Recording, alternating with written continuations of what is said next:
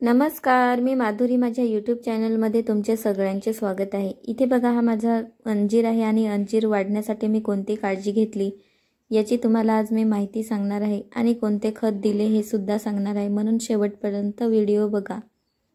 सुरुवातीलाच अंजीर आणला होता तेव्हा मी छोट्याशा ग्रो बॅगमध्ये लावलेला होता आणि नंतर 1 वर्षानंतर मी परत दुसऱ्या ग्रो बॅगमध्ये ट्रान्सफर करून घेतलेला आहे।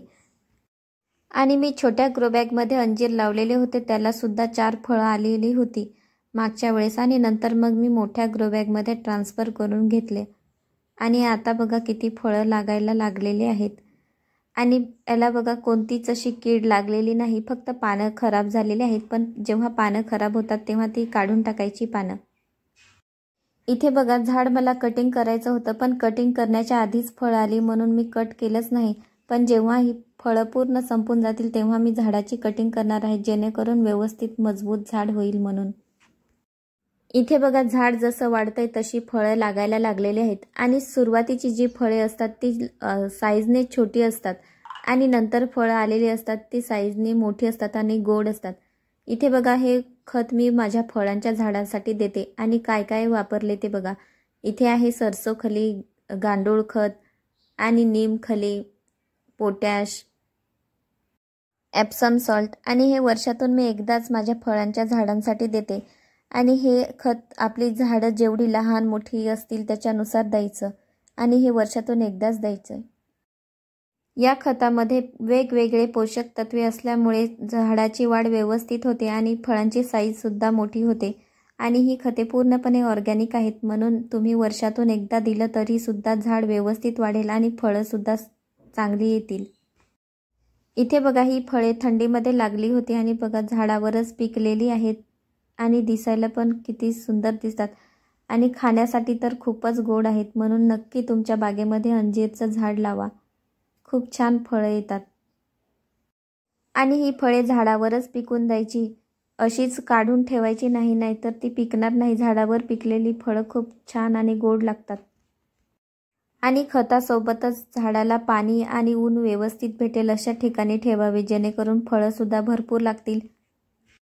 अंजीरला भरपूर फळे लागण्यासाठी प्रत्येक वर्षी अंजीरची छाटणी करावी, अंजीरला व्यवस्थित ओलावा ठेवावा आणि अंजीरची चांगली वाढ होण्यासाठी व्यवस्थित ऊन भेटेल अशा ठिकाणी ठेवावे, जेणेकरून आपल्याला भरपूर फळे खाण्यासाठी मिळतील।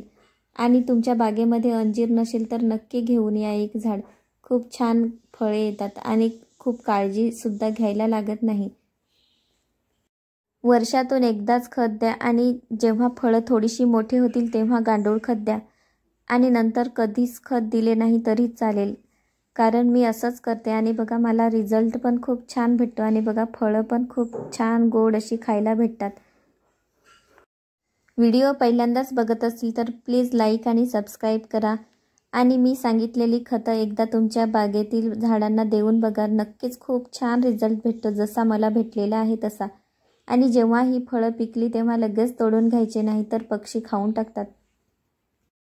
आणि जेवढी पण मी फळांची झाडं लावलेली आहेत मला व्यवस्थित रिझल्ट भेटलेला आहे आणि फळं सुद्धा भरपूर लागलेली आहेत आणि फळं चवीला खूप गोड आहेत आणि विशेष म्हणजे एक पण फळ किडलेलं नाही।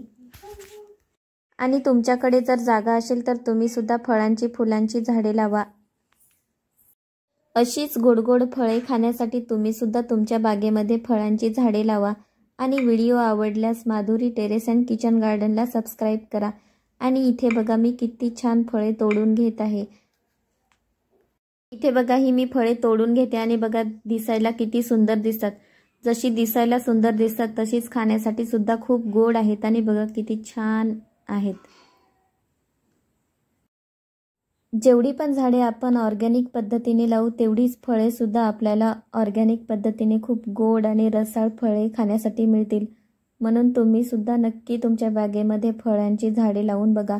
आणि इथे बघा, मी अंजीर आता तोडून दाखवते, आतमध्ये किती छान आहे। हा बघा इथे मस्त पिकलेला आहे आणि चवीला खूप गोड आहे, म्हणून नक्की एकदा अंजीरचं झाड लावा तुमच्या अंगणात किंवा टेरेसवर किंवा ग्रो बॅगमध्ये।